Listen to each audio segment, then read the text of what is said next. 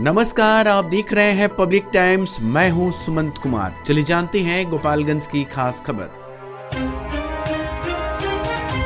जिले के बहुचर्चित थावे दुर्गा मंदिर चोरी कांड में पुलिस को बड़ी सफलता मिली है।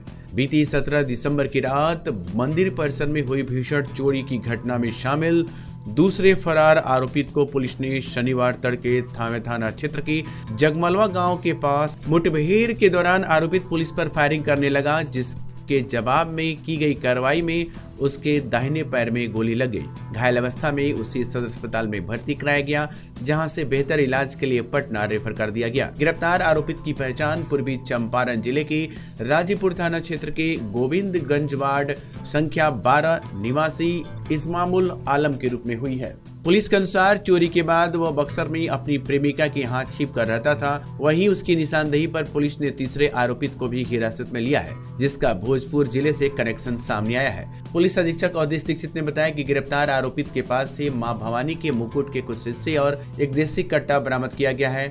उन्होंने कहा कि शेष आभूषणों की बरामदगी और सभी आरोपितों की गिरफ्तारी तक पुलिस की कार्रवाई जारी रहेगी। दिनांक 17 और 18 की रात्रि में थावे थाने क्षेत्र अंतर्गत थावे माँ के मंदिर में चोरी की घटना कारित हुई थी, जिसमें थावे माँ के कई सारे ऑर्नामेंट्स की चोरी की गई थी। इसमें हम लोगों के द्वारा पूर्व में एक दीपक राय नाम के व्यक्ति की गिरफ्तारी की गई है। उसी के कन्फेशन के आधार पे, उसी से पूछताछ के आधार पे हम लोग उसके जो बाकी लोग हैं उन पर फोकस कर रहे थे। उसी में आज सुबह एसआईटी को सूचना मिला था कि उसी की गैंग का एक सदस्य यहाँ पर आया हुआ है और उसके पास से कुछ सामान भी बरामद हो सकता है। हम लोग ये रिकाई टोला के पास में उसकी सूचना थी कि रिकाई टोला के पास में वो रुका हुआ है। हम लोग की टीम जाकर के छापेमारी की, सत्यापन की। उसी क्रम में एक व्यक्ति के द्वारा हम लोग के ऊपर फायरिंग की गई। हम लोगों के द्वारा उसको चेतावनी दी गई। आत्मरक्षार्थ हम लोग के द्वारा भी उसके ऊपर फायरिंग की गई और उसमें उसके बाएं पैर में इंजरी लगी है। व्यक्ति का नाम इस्मामुल आलम है, जिसकी उम्र 21 वर्ष है। ये राजीपुर मोतिहारी का रहने वाला है और वर्तमान में शाहपुर थाना भोजपुर में रहता है।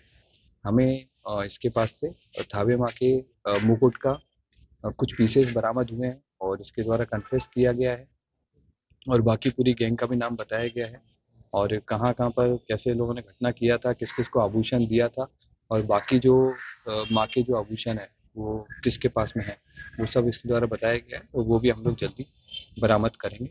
अभी जो बरामदगी है उसमें उसका फ़ोन बरामद हुआ है जो घटनास्थल पे था और मुकुट का, क्योंकि उन्होंने मुकुट को तोड़ करके उसके पीसेस कर दिए थे, तो उस मुकुट के कुछ पीसेस बरामद। नगर थाना क्षेत्र के सहदुल्लेपुर मठिया गांव में प्रतिबंधित मांस बेचने पहुंचे एक युवक को ग्रामीणों ने पकड़ लिया। आरोप है कि युवक बाइक पर मांस लादकर बिक्री के लिए आया था। इस दौरान आसपास के लोगों ने उसकी बाइक क्षतिग्रस्त कर दी और उसके साथ मारपीट की। बाद में उसे बिजली के पोल से बांध दिया गया, जिसका वीडियो इंटरनेट मीडिया से प्रसारित हो रहा है। घटना की सूचना मिलते ही नगर थाना गोपालगंज की पुलिस मौके पर पहुंची और युवक को 8 किलो प्रतिबंधित मांस के साथ गिरफ्तार कर लिया। गिरफ्तार आरोपित की पहचान सीवान जिले के बढ़िया थाना क्षेत्र के मीरा छपरा गाँव निवासी मोहम्मद आजाद के रूप में हुई है। पुलिस के अनुसार आरोपित से पूछताछ की जा रही है और कानूनी प्रक्रिया पूरी कर उसे न्यायालय में प्रस्तुत किया जाएगा। मामले में विधि सम्मत कार्रवाई जारी है।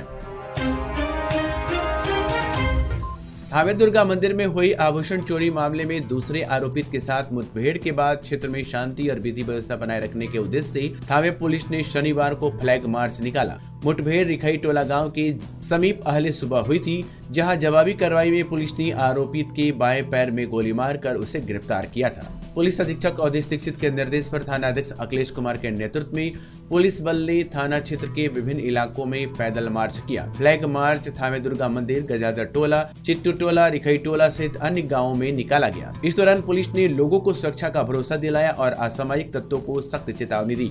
अधिकारियों ने अफवाहों से बचने और किसी भी संदिग्ध गतिविधियों की सूचना तुरंत पुलिस को देने की अपील की।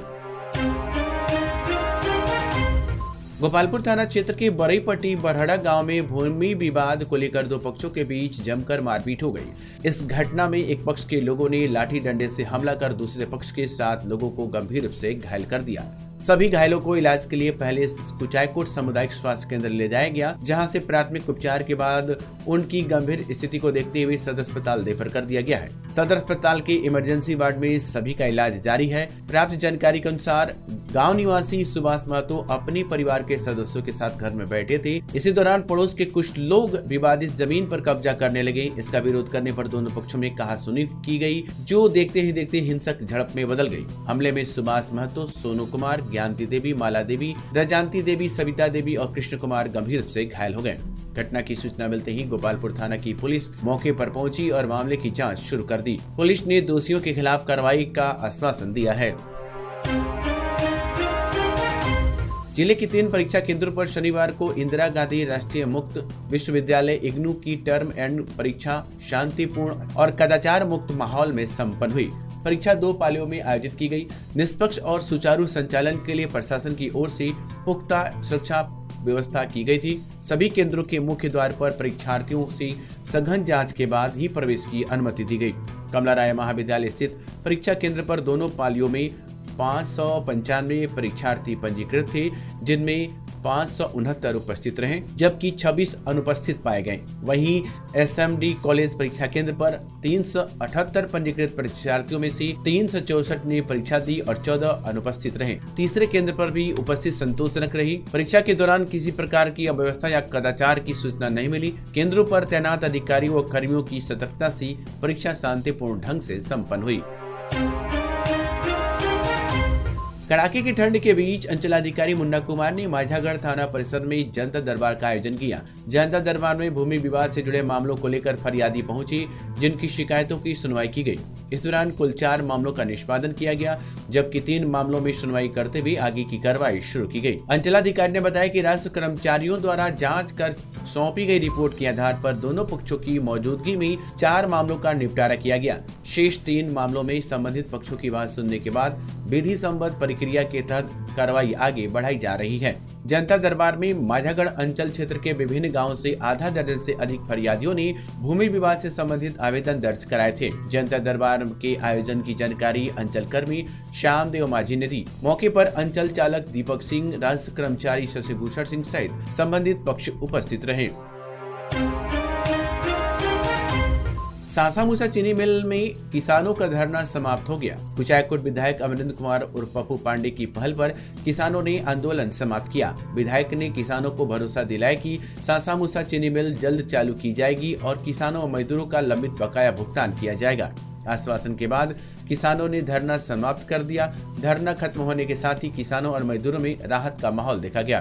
प्रशासन की मौजूदगी में शांतिपूर्ण तरीके से आंदोलन का समापन हुआ। शराबबंदी को प्रभावी बनाने के तहत माझागढ़ पुलिस ने बड़ी कार्रवाई करते हुए भारी मात्रा में अवैध शराब के साथ 3 शराब तस्करों को गिरफ्तार किया है। पुलिस ने तीनों आरोपितों से पूछताछ के बाद उत्पाद अधिनियम के तहत प्राथमिकी दर्ज कर उन्हें न्यायिक हिरासत में भेज दिया गया है। प्राप्त जानकारी के अनुसार माझागढ़ थाना प्रभारी राजीव रंजन सिंह को गुप्त सूचना मिली थी कि थाना क्षेत्र के कोयनी गांव में अवैध रूप से शराब की बिक्री की जा रही है। सूचना के आधार पर त्वरित कार्रवाई करते हुए पुलिस टीम ने छापेमारी की। छापेमारी के दौरान कोयनी गाँव निवासी मिट्टू यादव के पुत्र संतोष यादव, भूखल यादव के पुत्र संतू कुमार और रशीद मियाँ के पुत्र साबिर हुसैन को गिरफ्तार किया गया। पुलिस ने तीनों आरोपितों के ठिकानों से बंटी बबी शराब और देसी शराब सहित करीब 200 लीटर अवैध शराब बरामद की गई है। बरामदगी के बाद तीनों से गहन पूछताछ की गई। पूछताछ के उपरांत उत्पाद अधिनियम के तहत मामला दर्ज कर शनिवार को सभी आरोपितों को न्यायिक हिरासत में भेज दिया गया। इस कार्रवाई में माझागढ़ थाना के एएसआई मुन्ना कुमार सहित पुलिस बल के अन्य जवान मौजूद रहे। पुलिस का कहना है कि शराबबंदी कानून को सख्ती से लागू करने के लिए आगे भी इस तरह की कार्रवाई जारी रहेगी। तो ये थी गोपालगंज की खास खबर। आपका दिन शुभ हो। धन्यवाद।